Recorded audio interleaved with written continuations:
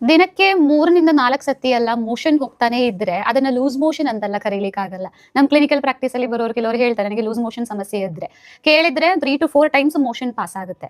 ಅವಾಗ ನಾವು ಒಂದು ಚಾರ್ಟ್ ತೋರಿಸ್ತೀವಿ ಅವರಿಗೆ, ಇದರಲ್ಲಿ ಯಾವ ಟೈಪ್ ಕ್ಯಾಟಗರಿ ಬರುತ್ತೆ ಅಂತ ಕೇಳ್ತೀವಿ. ಬ್ರಿಸ್ಟಾಲ್ ಸ್ಟೂಲ್ ಚಾರ್ಟ್ ಅಂತ. ಇದರಲ್ಲಿ ಟೈಪ್ 1 and 2 ಫಾರ್ಮ್ ಅಲ್ಲಿ ಕನ್ಸಿಸ್ಟೆನ್ಸಿಯಲ್ಲಿ ನಿಮಗೆ ಮೋಷನ್ಸ್ ಬರ್ತಾ ಇದೆ ಅಂದ್ರೆ ಅದು ಮಲಬದ್ಧತೆ ಸಮಸ್ಯೆ ಇದೆ, ಲೂಸ್ ಮೋಷನ್ ಅಲ್ಲ. ಸೊ ನೀವು ಚೆಕ್ ಮಾಡಿ, ಈ ಟೈಪ್ 1 ಟೈಪ್ 2 ಕ್ಯಾಟಗರಿಯಲ್ಲಿ ಬರುವ ಕಾನ್ಸ್ಟಿಪೇಷನ್ ಆಗಿದ್ದಿದ್ರೆ ಅದಕ್ಕೆ ನೀವು ಸಾಲ್ಯುಬಲ್ ಫೈಬರ್ಸ್ಗಳು ಆಹಾರದಲ್ಲಿ ಆಡ್ ಮಾಡಿದ್ರೆ ಇದು ಕ್ಲಿಯರ್ ಆಗುತ್ತೆ. ಸಾಲ್ಯುಬಲ್ ಫೈಬರ್ಸ್ ಯಾವುದೆಲ್ಲ ಆಹಾರದಲ್ಲಿ ಇರೋದು? ಚಿಯಾ ಸೀಡ್ಸ್, ಮೆಂತೆ ಕಾಳು, ಅಗಸೆ ಬೀಜ, ಎಳ್ಳು. ಈ 4ರಲ್ಲಿ ಸಾಲ್ಯುಬಲ್ ಫೈಬರ್ಸ್ ತುಂಬಾ ಜಾಸ್ತಿ ಪ್ರಮಾಣದಲ್ಲಿ ಇದೆ. ಚಿಯಾ ಸೀಡ್ಸ್ ನ 1 ಸ್ಪೂನ್ 1 ಗ್ಲಾಸ್ ಲೆಮನ್ ಜ್ಯೂಸ್ ಮಾಡಿಕೊಂಡು ಅದರಲ್ಲಿ ಆಡ್ ಮಾಡಿ ಕುಡಿದ್ರೆ, ಒಂದು ದಿನಕ್ಕೆ 1 ಗ್ಲಾಸ್ ಕುಡಿದ್ರೆ ಒಳ್ಳೇದು. ಈ ಮಿಕ್ಕಿರೋ 3 ಬೀಜಗಳು ಮೆಂತೆ ಕಾಳು, ಅಗಸೆ ಬೀಜ, ಎಳ್ಳು, ಇದು 3ನ್ನ ನೀವು ಪುಡಿ ಮಾಡಿ ಒಂದು 100 ಗ್ರಾಮ್ ತಗೊಂಡು ಪುಡಿ ಮಾಡಿ ಇಟ್ಟು ಇದರಿಂದ 2 to 3 ಸ್ಪೂನ್ಸ್ ಮಜ್ಜಿಗೆ ಅಥವಾ ನೀರಲ್ಲಿ ಮಿಕ್ಸ್ ಮಾಡಿ ಕುಡಿದ್ರು ಕೂಡ ಈ ಸಾಲ್ಯುಬಲ್ ಫೈಬರ್ಸ್ ನಿಮ್ಮ ದೇಹಕ್ಕೆ ಬರುತ್ತೆ.